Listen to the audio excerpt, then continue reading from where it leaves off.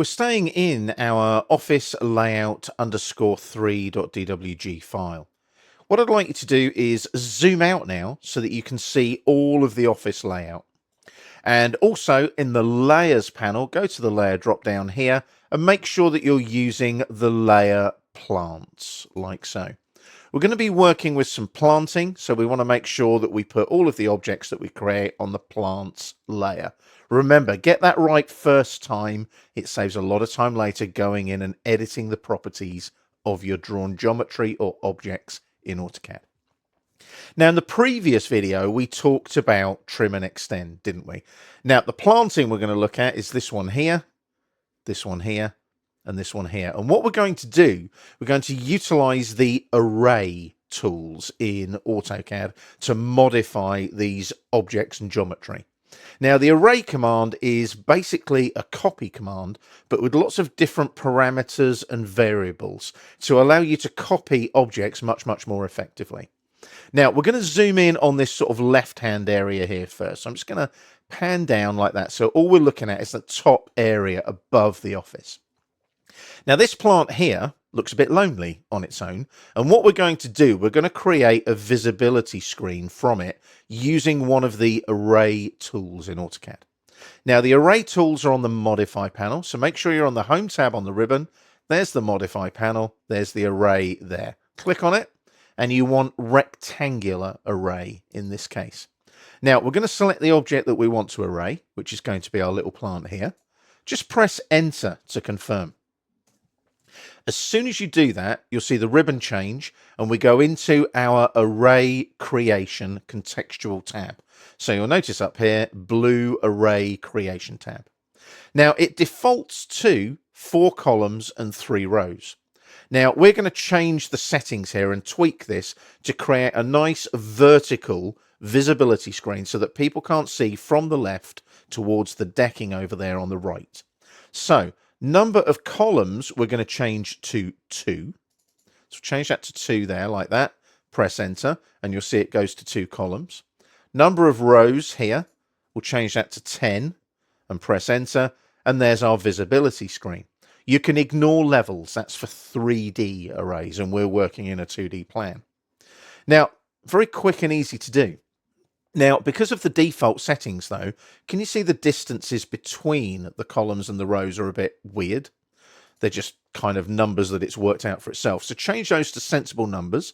I'm going to put 550 for the distance between each column. Press enter, you'll see them move over slightly. And the same between the rows, do the same value, 550 and enter, and you'll see it update slightly. Now, the lovely thing about arrays in later versions of AutoCAD is they become associative. You'll notice in the properties here, associative is on by default.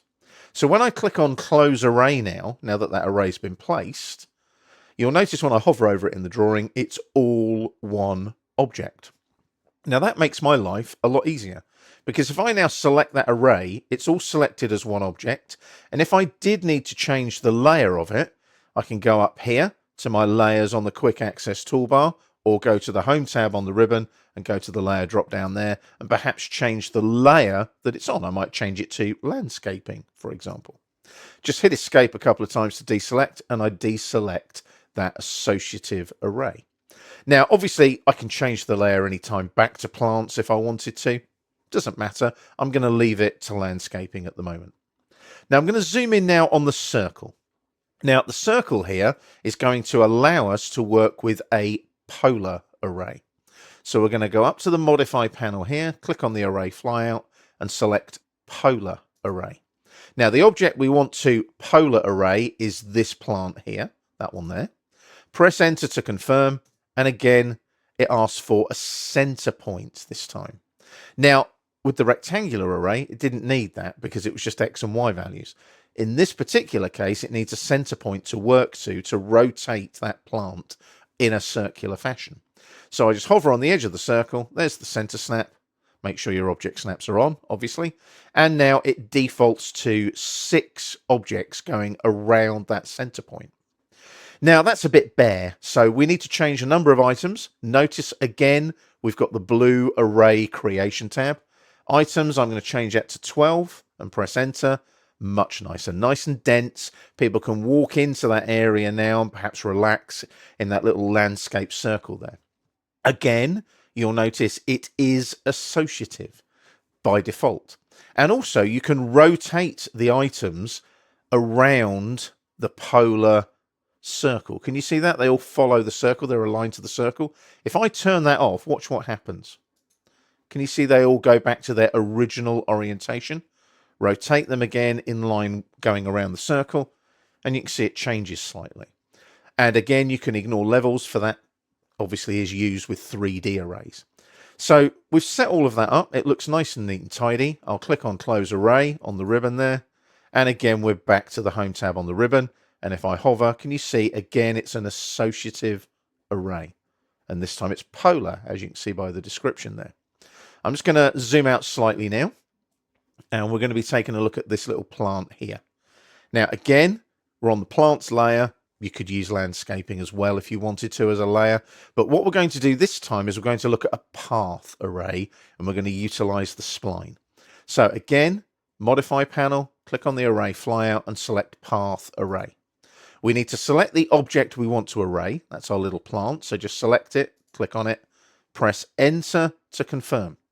It then wants the path curve. Now this could be a straight line, but the whole idea is it should be an irregular path, and it makes your life easier. So if I select that spline, can you see it's placed them neatly all the way down the spline for me? And the lovely thing about this is I can set it to a number of items or a number of rows or levels, but I can also use measure and divide as well. So if I now go to divide, it'll divide it into an equal number of items. Can you see that? 17. Let's say I change that to 15 and press enter.